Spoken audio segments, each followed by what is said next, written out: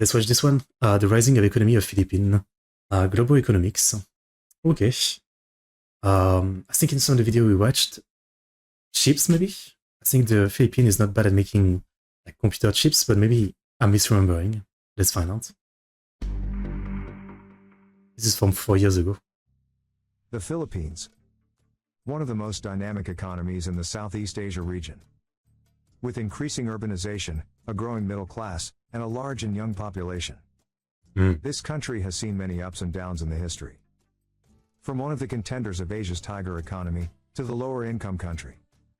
The Philippines has gone through many changes. So stick around, and let's find out what this rising economy is like. The Philippines was once a model of development, and also second among East Asian economies after Japan. In the 1960s, when South Korea was a land of peasants, the Philippines was one of the Asia's industrial powerhouses. They produced consumer goods, processed raw materials, and had assembly plants for automobiles, televisions, and home appliances. But in the 1970s and 80s, the Philippines' economy declined, while its neighbors such as Japan, South Korea, and Taiwan made exponential growth. The major Yeah, but then Japan is like, the 80s was craziness, and then it was their turn as well, right? I mean, most of everybody's economy is just their turn eventually, even if it's a decade later, you know? Behind this decline was the country's protectionist policy. You see, after World War II, imports of the Philippines increased drastically. At the same time, exports reduced. This led the country to follow protectionist policy. Due to this, they lost many valuable investments that time. Other reasons for this include political and social unrest and corruption. Due to all of this, the Philippines also fell out of the race of Asian tiger economies. Tiger economies. But by the start of 2000s, the Philippines economy started to grow again.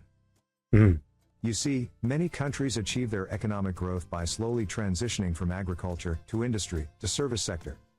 Yet for Philippines this transition was very quick. The service sector of the Philippines overtook the industrial sector in terms of GDP contribution during the early 80s. The GDP contribution of this sector increased from 36% in 1980 to 60% today.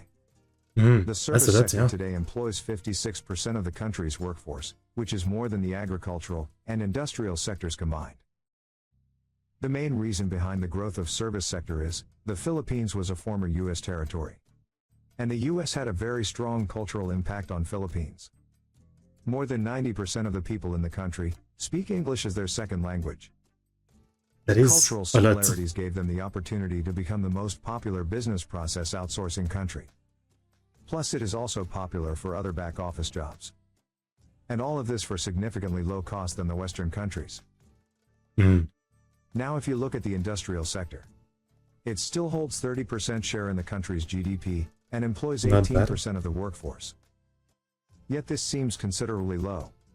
And the reason behind this lies in the geography of Philippines. You see, the country is spread over 7,000 islands. That's right, yeah. This makes transportation very difficult. And it also limits land for development. Hence this explains why Manila, the capital of Philippines, is one of the densest cities in the world. Yeah. Plus the high energy prices here make them more unattractive for manufacturers. This is why Philippines' economy turned to the service sector so quickly in the 80s and 90s. Makes sense. I mean, I guess, you know, not every country is in the same situation and geography, right? So not all country need to be, you know, the king of like producing their own stuff or exporting stuff. Like every country needs to, you know, figure out what works the best for their style, for their culture, for their geography. So it makes sense. Now, even though the geography brings in disadvantages, it also has a bright side. You see, some of their islands and beaches are consistently named as the best in the world. The country is also a home to world-renowned natural wonders, like underground rivers and rice terraces. They also have incredible diving spots, rich biodiversity, and much more. Things like these give tourism a significant boost. Many economists believe that tourism will be a major sector in the future. I would visit. Another source that brings a big chunk of income is remittance. The remittance accounts for more than 9% of the Philippines' GDP. What is that? This makes them the fourth largest in terms of remittance. The major reason behind I feel like they're assuming I know what that means. What is a remittance?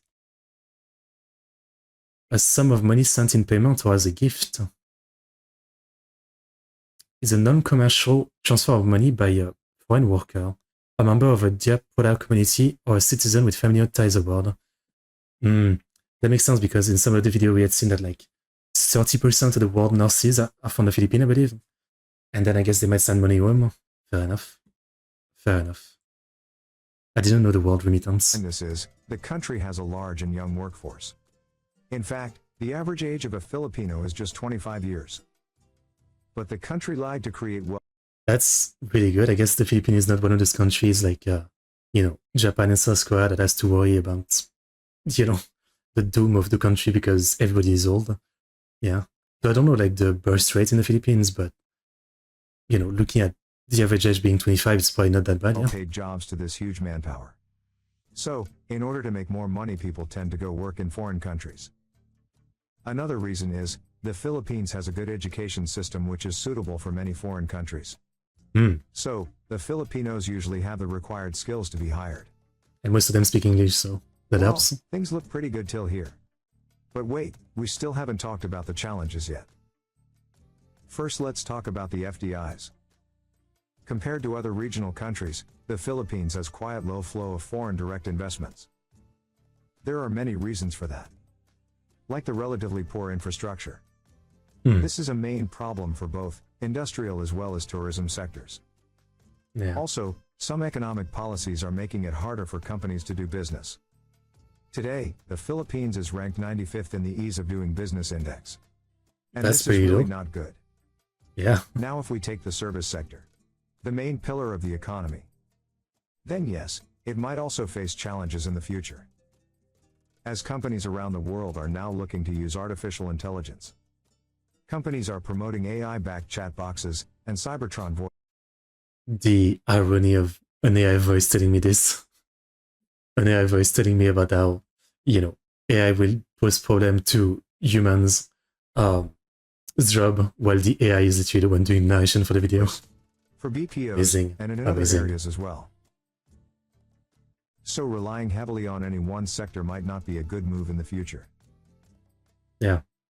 Now if you look Same at the with most present, countries. then lockdowns due to the pandemic made the situation worse for the domestic economy of Philippines. You see, the Philippines is still heavily dependent on cash transactions. Majority of people here don't even have a bank account. And this makes it harder for the government to provide relief packages. A majority of people don't have a bank account. That's something unique. Interesting. Even though the Philippines has managed to lift many people out of extreme poverty, this crisis could lead to increased poverty rate. And also income inequality between the urban and rural. Which is not good in microeconomic terms. So, in order to make economic progress, the Philippines really need to work on stuff. If they did it right, then who knows, someday they could be an economic powerhouse. Well, I guess I hope they work on their stuff. If you like this piece of content, then please share it with the world. Also, we would love to hear from you, what kind of content you would like to see in the future. Okay, well, interesting. All I can say. I wonder why it's so low on the, what was it, the list of like the easiest countries for business to do business in. Like 95 is kind of crazy though. I wonder like what law is making it so messy, You'd think again, there would actually be law to make it easier, right? Since, from what he said, like a lot of the country relies on outside stuff. So you'd think there would be a lot of law to make it easier and all that, but no, it's 95. Interesting. Okay, well, we learned a few things. Interesting. Good video. Here's the link. Good video. I wonder if like Indonesia is basically like the same, since it's also like the same setup of like insane amount of islands, right? So then you can't really have like, like the country isn't connected, right? You have to take boats between islands and all that, or like bridge. So it makes it hard to have like the biggest like in-country economy, and so you have to do a lot of like importing and all that. Yeah, it's kind of crazy. Like I can't imagine living in a country where like there's like 7,000 islands. And so like if you want to go see your friend, maybe he's like 3,000 islands away. So you have to like go to one island, another one, another one, another one, another one until you reach your friend. It'd be interesting, but also it sounds kind of exhausting, to get somewhere, right? I mean, I'm sure there's a lot of bridge. Yeah, there's a lot of bridge. Okay.